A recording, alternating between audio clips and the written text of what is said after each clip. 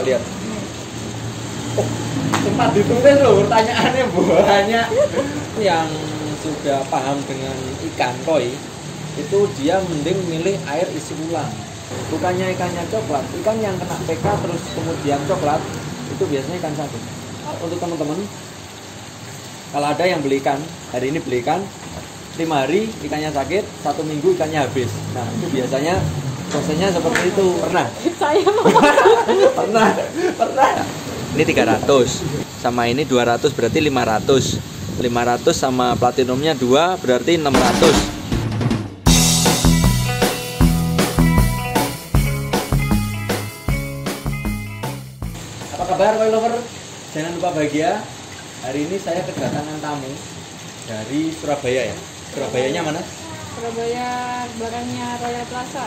Belakangnya Royal Plaza. Oh, berarti Surabaya kota gede di Jawa Timur. Ini mbaknya tadi belanja ikan ada 6 ekor ya. 6 ekor. Nanti seperti apa penampakannya nanti saya kasih lihat ke teman-teman semua. Dan mbaknya ini kemarin sudah sempat chatting, itu katanya ikannya sakit yang ada di rumah. Jadi dari Surabaya ke Blitar ini mau konsultasi tentang ikannya yang sakit yang ada di rumah. Nah ikannya yang sakit seperti apa, pertanyaan apa saja, monggo. Yang pertama tentang perawatan koi dulu mas. Coba lihat. Oh, sempat ditulis loh pertanyaannya banyak. Pertanyaannya banyak banget, sempat ditulis. Ini nulisnya tadi di perjalanan awal. Siap. Oh sudah dari yang berapa hari yang lalu gitu. Semenjak ikan sakit. Semenjak ikan sakit sudah ditulis semua. Hebat. Jadi yang pertama tuh tentang perawatan koi dulu. Hah? Yang pertama tuh kapan koi itu rentan mati, maksudnya rentan sakit, rentan mati. Kapan koi itu rentan sakit atau rentan mati? Koi itu rentan sakit itu biasanya dari awal penanganan. Misal dari kolam lumpur, cara panennya sudah salah. Salah itu maksudnya terlalu siang, itu bisa terjadi besoknya ikan sakit. Kemudian ikan waktu dijual tidak melalui karantina, itu biasanya sampai tujuan ikannya juga sakit.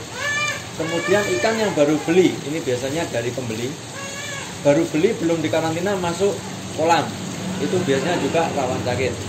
Kemudian kita kadang tidak peduli dengan kondisi air. Air kelihatannya jernih, tapi airnya banyak amonia kan nggak kelihatan. Nah itu juga bisa menyebabkan ikan sakit.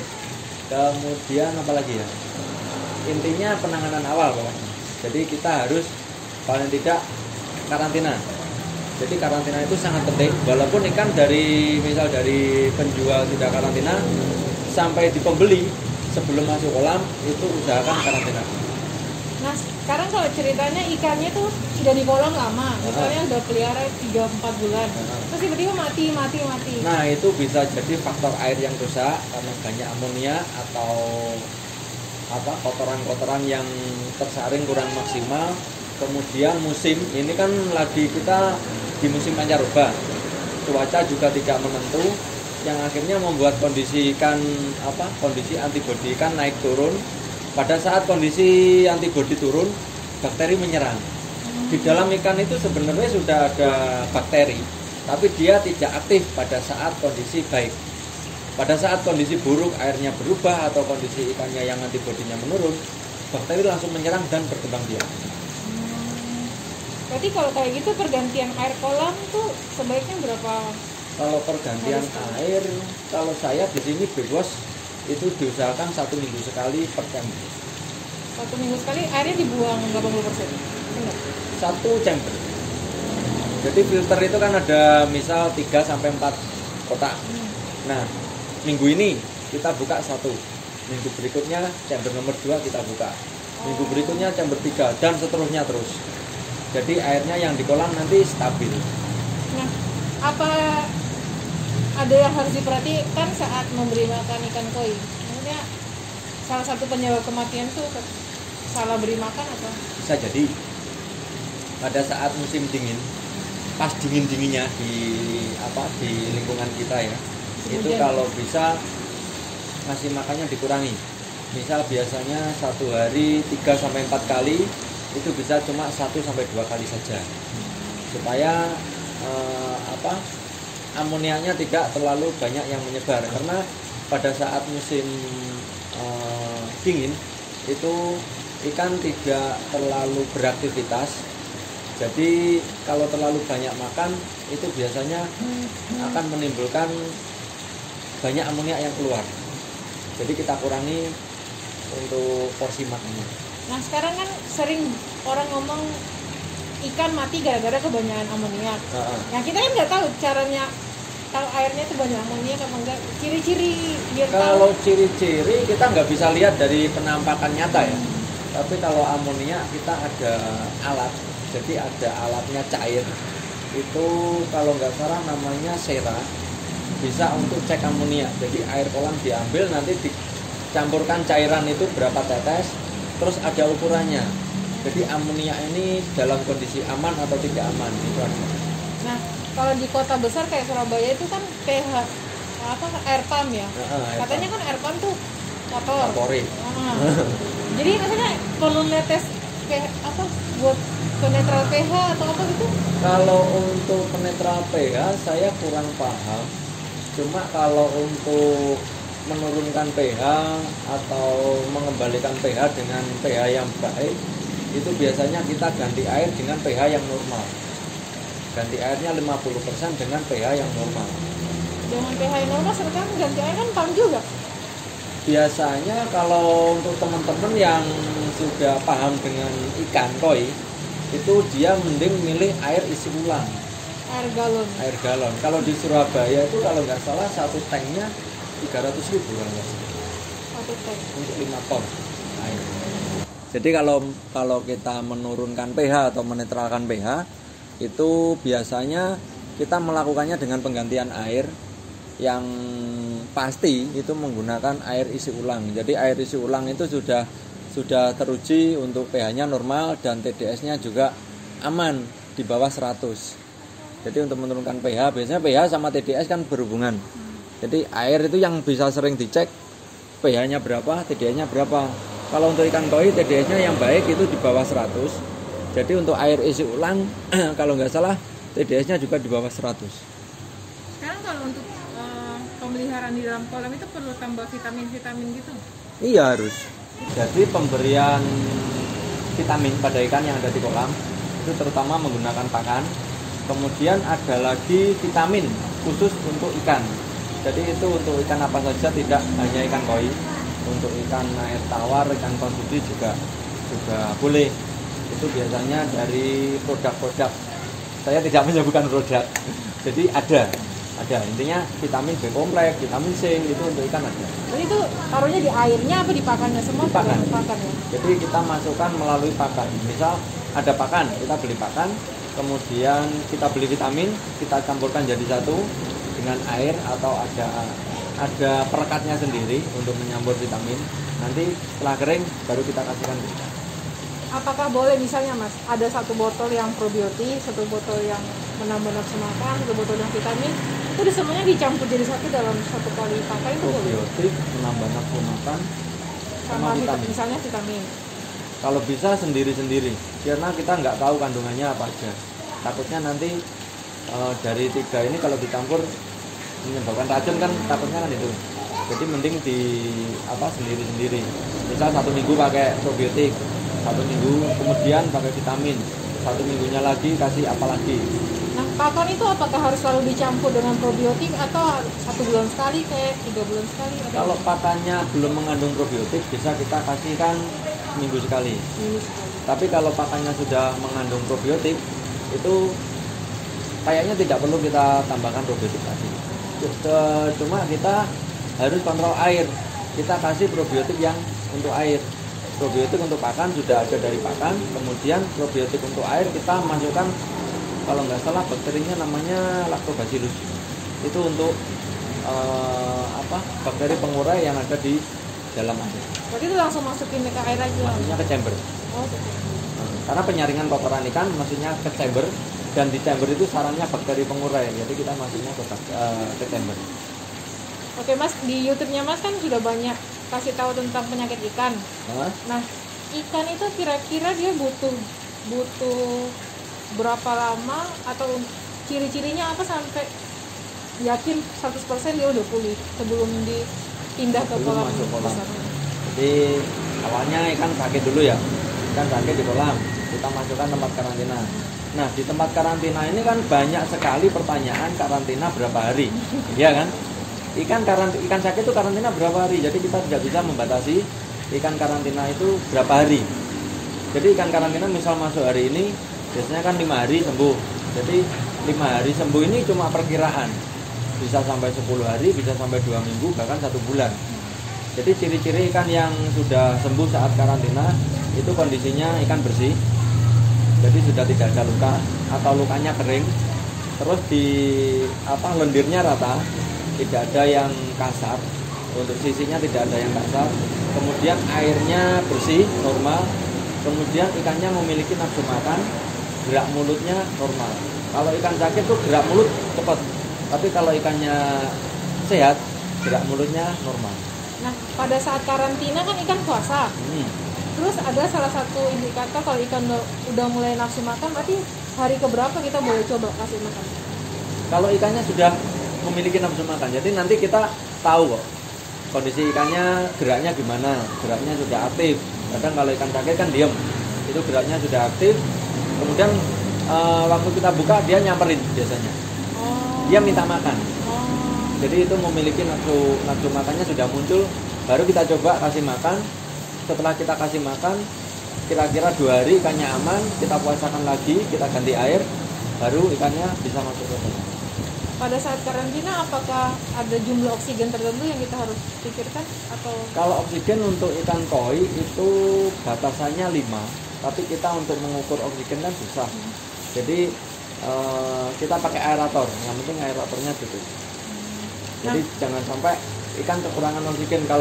Kalau ikan kekurangan oksigen tuh ciri-cirinya ikan akan naik di permukaan air. Itu biasanya ikan kekurangan oksigen. Kalau oksigennya cukup, dia akan masuk ke dalam. Kalau kelebihan oksigen apakah bahaya untuk ikan? Kelebihan oksigen juga nggak bagus. Jadi harus standar. pintar-pintar lihat ikannya ya. Soalnya pernah saya di sini waktu listrik mati, saya kasih oksigen langsung dari tabung gas, itu kegedean. Ternyata ikannya malah mati. Oh gitu. Nah mas, sekarang ceritanya ikannya udah sembuh. Apa perlu dia masuk satu fase lagi sebelum dia pindah ke kolam besar? Ikan yang sudah sembuh dari tempat karantina, sebelum masuk ke kolam beler, itu diadaptasikan dulu airnya. Jadi bisa air kolam masuk ke akuarium 50/50, atau ikannya yang di akuarium kan sudah air baru ya, air baru itu dibawa ke ember, kemudian dicampurnya di ember itu bisa, atau dicampurnya di kantong plastik juga bisa. Untuk pencampuran itu biasanya 1-2 menit, kemudian ambil ikannya saja masuk ke kolam. Kalau misal masih takut untuk memasukkan ke kolam, bisa direndam dulu menggunakan cairan PK. Oh, cairan PK. Jadi walaupun udah sembuh masuk di PK lagi enggak apa-apa? Enggak apa-apa. Oh, gitu. Ikan yang sehat itu lebih kuat, dia bertahan di PK lebih kuat daripada ikan yang sakit. Ikan yang sakit parah di PK paling 1 menit dia tumbang. Oh gitu. Tapi kalau ikannya sehat di PK sampai 2 menit nggak apa-apa. Berapa lama kita harus rendam di PK? Rendam PK paling 30 detik cukup. Oh, nggak perlu lama-lama Bu. Jangan lama-lama. Nanti ikannya coklat ya? Iya, kalau kelamaan lendirnya berkurang. Bukannya ikannya coklat, ikan yang kena PK terus kemudian coklat itu biasanya ikan sakit. Oh gitu. Kalau ikannya nggak sakit kena PK dia nggak berubah warna. Oke. Nah sekarang kan tadi ceritanya ikan yang sakit terus penanganan sampai bergabung di kolam. Nah sekarang ceritanya ikannya, kita punya ikan di kolam, kita mau nambah ikan baru. Yang pertama yang harus dilakukan karantina. Karantina ya. Nah seandainya kalau kita beli di beberapa tempat, itu apakah boleh digabung? Atau? Boleh. Oh boleh digabung. Jadi semua ikan yang baru itu bisa digabung jadi satu. Asal kita cek semua ikannya kondisinya aman ya. Kalau ada yang sakit harus kita sendirikan. Jadi yang aman bisa kita gabung jadi satu, kita karantina jadi satu. Nanti kalau sudah benar-benar aman, kalau kondisi ikan sehat biasanya cuma 5 hari cukup, lalu bisa masuk ke kolam. Jadi masuk cairan PK dulu baru karantina 4 hari ya? Jadi kita pakai SOP sendiri-sendiri, lebih baik mencegah daripada mengobati kan gitu. Kita pakai PK nggak apa-apa. Oke, PK masuk ke karantina, Karantina. 4 hari jangan kasih makan. Terus baru campur air kolam sama air ini ya, Iya. air karantina. Terus jangan lupa garam, itu utama.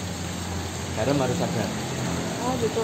Nah kalau misalnya kasih ganti air, air karantina misal, garam dulu apa ikan dulu? Maksudnya Ikan dulu. ikan dulu baru garam ya? Nah. Oh gitu. Jadi tahapannya air, kemudian ikan masuk, air diputar, aerator ada, ikan masuk, baru garam.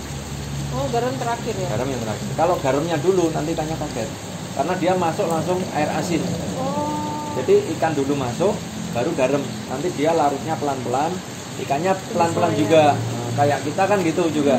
Kalau kita langsung makan asin kan kaget. Iya, iya. Tapi kalau kita ngicipin kurang asin tambah lagi kan gitu kan Iya. nggak apa-apa. Nah sekarang kalau kondisi airnya tuh banyak busanya kayak habis orang nyuci baju gitu loh mas. Itu kira-kira kenapa ya? Itu yang dikarantina. Iya. Karena garam bisa.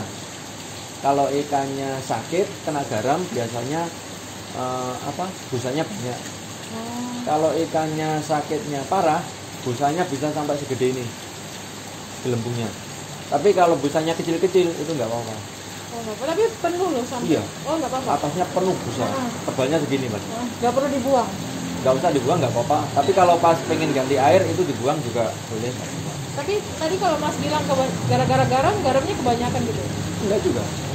Jadi ikan sakit atau ikan stres itu kena garam biasanya muncul busa. Nanti busanya akan hilang sendiri kalau ikannya sudah normal. Karena ada filter. Nah kita yang sering cek filternya. Filter harus sering dicuci. Karena penumpukan amonia ada di filter. Kalau misalnya di kolam besar filter itu dicuci 1 minggu sekali yang chamber itu ya? Jadi filter itu kan chamber ya. Kita nggak cuci tapi bengkos, cuma dibuang, ditutup lagi, terus dialiri air. Berarti air kolam besar ini nggak perlu dibuang-buang, nggak perlu diganti-ganti ya? Nggak perlu. Kita bikin air sampai normal, sampai bisa aman untuk ikan koi itu susah. Oh gitu. Butuh waktu bisa sampai 2 bulan. Jadi air yang sudah jadi, ini kan biasanya kita katakan airnya sudah jadi kan gitu. Itu untuk menjadikan air yang sesuai untuk ikan koi itu bisa sampai 2 bulan. Jadi air yang sudah jadi jangan sampai dibuang. Oh gitu. Kita bikinnya lagi susah. Ada kedalaman yang harus Kedalaman untuk koi?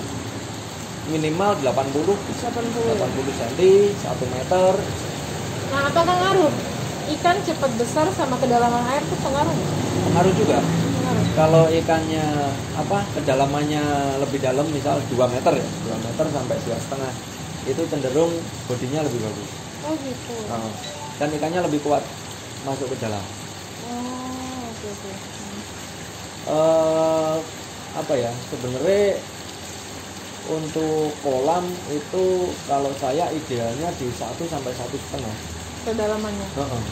1 sampai 1,5 itu kalau saya lihat untuk pembuatan bodi sudah oke. Cuma kalau untuk size yang 60 lebih itu masih agak berat. Untuk kolam yang 1 meter, rata-rata 1 meter untuk menambah ukuran yang sudah 60 cm itu agak berat. Tapi yang di rumah temen ada 2,5 itu bisa sampai 80 cm ikannya. Jadi kemungkinan untuk kedalaman kolam itu juga pengaruh untuk bodi dan pertumbuhan ikan. Tapi kalau untuk ikan kecil kita kasih kedalaman yang lebih dari 1 meter, ikannya yang nggak kuat. Oh gitu. Jadi tergantung size ya. Nah pertanyaan terakhir mas, kalau misalnya ikan ini kan untuk pemilik ikan koi kan yang harus dikhawatirkan kan menjaga kesehatan ikan. Apa pengaruh size-nya ikan itu? Maksudnya ikannya tuh mulai sakit baru size gede atau size kecil tuh ikan udah bisa sakit? Itu kalau saya ya pengalaman dari dulu untuk musim ini bulan 5 sampai bulan 7 kalau bisa jangan cari ikan yang size di bawah 15 cm karena itu perawatannya susah, ikannya lebih rentan sakit. Terus dia untuk cuaca yang tidak sama itu lebih rawan stres. Jadi untuk bulan 5 sampai bulan 7, bahkan bisa sampai bulan 9, itu kita cari ikan yang ukuran di atas 20. Oh, di atas 20. Itu lebih aman daripada ikan yang di bawah 20. Penyesuaiannya masih susah ya? Iya. Ikan yang kecil kena suhu dingin nggak kuat. Terus misal ikan stres di karantina terlalu lama juga nggak kuat. Nah, seandainya ikan tahu di karantina, itu bagaimana sampai dia bisa stres? Ikan stres itu kan ikan yang baru datang dari perjalanan jauh, dia pasti kena terlalu lama di dalam kantong, terus temennya juga terlalu padat, itu pasti ikannya stres. Ikan yang stres itu terutama kalau kita langsung pindah ke air kita, itu biasanya dia kayak ikan bingung. Jadi kayak ikan bingung. Kemudian nanti kalau kita nggak ngerti, biasanya kan langsung ikan di air hidup. Ikan kasihan kalau nggak dikasih makan kan gitu. Setelah kasih makan 4 hari baru ikannya kelihatan sakit. Oh gitu, berarti jaraknya nggak terlalu jauh ya? Nggak jauh. Jadi kalau untuk teman-teman, kalau ada yang beli ikan, hari ini beli ikan 5 hari ikannya sakit, 1 minggu ikannya habis. Nah itu biasanya prosesnya seperti itu. Kita nggak ngerti ikan kondisi stres, kita masukkan kolam, karena kasihan kita kasih makan, kemudian 1 minggu ikannya habis. Nah itu biasanya banyak terjadi pada pembeli-pembeli atau penghobi yang masih pemula. Terus tips untuk maintain aja, maksudnya memastikan jangan sampai ikannya sakit. Jadi pencegahan kita bisa lakukan pemberian antibiotik dan probiotik ke kolam itu 2 minggu sekali. 2 minggu sekali. 2 minggu sekali. Atau kita tambahkan antibiotiknya di pakan. Dikasih misal kayak yang biasa saya pakai, itu saya masukkan ke pakan, saya campur 2 minggu sekali.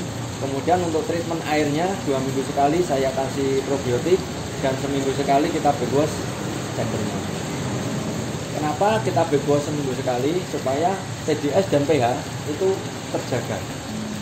Karena kalau kita ikannya padat, ngasih makannya banyak, itu biasanya pH juga naik, TDS juga naik. Jadi kita harus kontrol air dengan cara bebas rutin, sehingga TDS sama pH itu tetap terjaga dan ikannya tidak stres kalau pH-nya tetap terjaga. Berarti garam itu nggak selalu harus dikasih? Kalau garam saya nggak pernah menyarankan garam untuk masuk kolam. Oh gitu? Belum pernah saya menyarankan garam untuk masuk kolam. Okay. Saya cuma nyaranin garam untuk karantina. Oh gitu. Kalau garam untuk masuk kolam belum pernah. Karena kita nggak tahu media yang kita pakai itu apa aja. Takutnya ada salah satu media yang nggak mau terkena garam. Contohnya batu zeolit. Batu zeolit kalau kena garam dia akan bersih. Jadi kadang kan ada yang bilang zeolit kena garam jadi racun. Itu prosesnya, zeolit itu cara mencucinya menggunakan air garam. Jadi kalau ada batu zeolit di filter terkena air garam, batu zeolit ini akan bersih. Kemudian amonia dan racun-racun yang sudah menempel di zeolit ini akan keluar semua, masuk ke kolam kita, sehingga ikannya keracunan. Mungkin 3-5 hari ikannya tumbang. Waduh. Oke. Jadi kalau ini untuk teman-teman juga, kalau ada yang pernah memasukkan garam ke kolam, setelah garam masuk 1 minggu ikannya sakit semua, nah itu berarti ikannya keracunan. Oh my god. Pernah? Saya mau pernah. hampir setiap ganti air kolam saya masukin garam. Jadi jangan diulangi lagi. Iya, bertobat. Jangan diulangi lagi untuk memasukkan garam ke dalam kolam. Okay. Kalau kita sudah paham sih nggak apa-apa, kita medianya apa gitu kan. Kalau media kita aman dengan garam, nggak apa-apa kita masukkan ke kolam. Oh, ikannya nggak mungkin garam. Nggak apa-apa. Tapi kalau media kita nggak mau dengan garam, ya jangan dimasukin garam. Daripada kita kan nggak ngerti medianya kita nanti sama garam gimana. Lebih baik jangan memasukkan garam ke kolam. Oke Mas, sekian pertanyaan ya, segitu banyak dari saya. Banyak loh pertanyaan nih.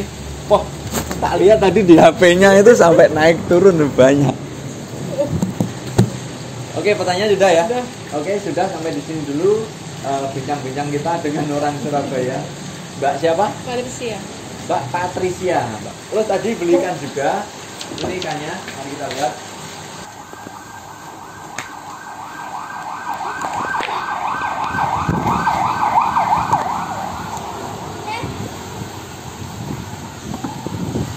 Ini ikannya, jadi ambil platinum gindrinya 2, kemudian ada soragoi slayer 1, aragoke cagoi slayer 1,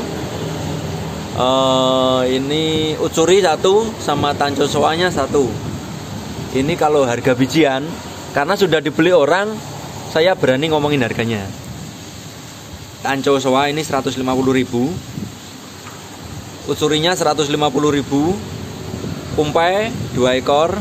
Ini ukurannya kalau tanco soa ini 27, yang ini 24 cm, yang ini 24 cm juga. Yang 2 putih ini 50 ribuan, 18 cm. Sama siro ini 20 cm. Ini sebenarnya harganya 300, tapi tadi tak kasih 200. Jadi total semua 300 sama ini 300 ya. Ini 300 sama ini 200, berarti 500. 500 sama platinumnya 2 berarti 600. Nambah lagi ternyata. Tadi tak hitung 600 belum kumpai. Kumpainya 2 100 jadi 700.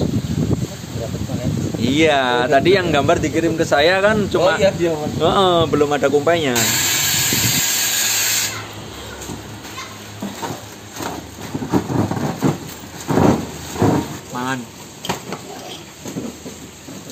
YouTuber juga manusia, mangannya kangkung lawe jopok. Ya, yuk, Mas. Ya, makasih. Ya.